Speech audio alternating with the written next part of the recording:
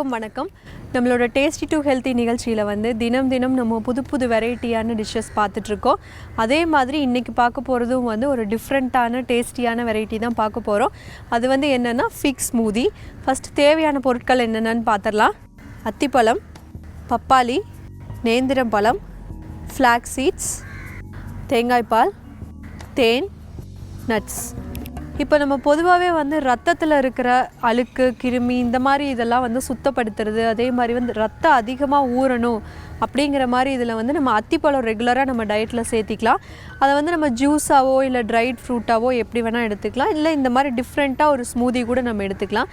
First இது எப்படி பண்ணுறதுன்ட்டு பார்க்கலாம். ஃபஸ்ட்டு வந்து இதில் அத்திப்பழம் ஆட் பண்ணிக்கலாம். அத்திப்பழம் வந்து தோல் எடுத்துகிட்டு நான் கட் பண்ணி வச்சுருக்கேன். நல்லா பழுத்த பழமாக ஆட் பண்ணிக்கலாம். ஒரு 4 அத்திப்பழம் ஆட் பண்ணிக்கலாம். அப்புறம் பப்பாளி, அப்புறமா நேந்திரம் பழம்,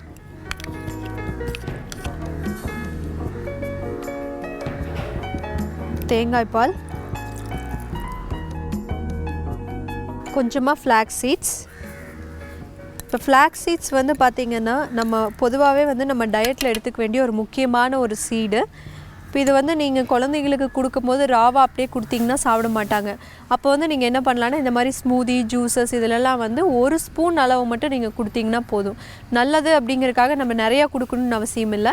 ஒரு நாளைக்கு ஒரு டீஸ்பூன் அளவுக்கு மட்டும் நம்ம கொடுத்தா போதும். இப்போ இந்த ஃப்ளாக்ஸ் சீட்ஸில் வந்து omega-3 ஃபேட்டி ஆசிட்ஸ் அதிகமாக இருக்குது. அதே மாதிரி வந்து நம்ம உடம்புல இருக்க பேட் கொலஸ்ட்ராலெல்லாம் கிளியர் பண்ணுறதுக்கு இந்த சீட்ஸ் வந்து ரொம்ப ஹெல்ப்ஃபுல்லாக இருக்கும். தென் ஃப்ளேவருக்காக கொஞ்சமாக ஏலக்காய் தூள் ஆட் பண்ணிக்கிறேன். ஸ்வீட்னஸ்க்காக ஹனி.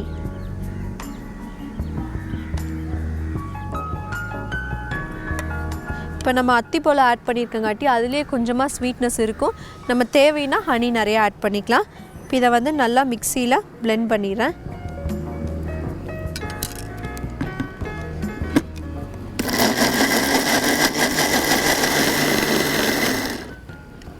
இப்போ நம்மளோட ஃபிக் ஸ்மூதி தயாராகிடுச்சு. நான் வந்து இதை கிளாஸில் மாற்றிக்கிறேன்.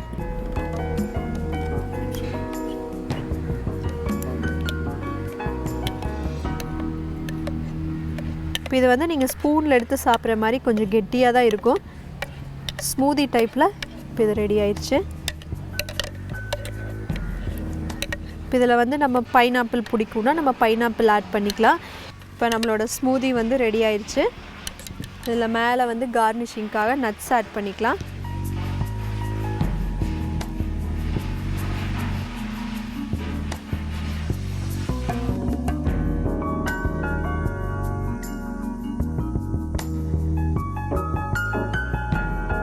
இப்போ வந்து நீங்கள் பொதுவாகவே ஒரு ஸ்மூதி பண்ணுறீங்க அப்படின்னா வந்து அதில் வந்து தண்ணி விடுற மாதிரி இருக்கிற ஃப்ரூட்ஸ் எல்லாம் நம்ம வந்து அவாய்ட் பண்ணிடலாம். அதாவது ஆரஞ்சு, அதே மாதிரி வந்து பொமோகிரானட் இதெல்லாம் அவாய்ட் பண்ணிவிட்டு ஒரு ஃப்ளஷியான ஃப்ரூட் வந்து நம்ம ஆட் பண்ணிக்கலாம்.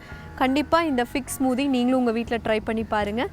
மீண்டும் நாளை வேறு ஒரு வித்தியாசமான ரெசிபியுடன் சந்திக்கிறேன். நன்றி, வணக்கம்.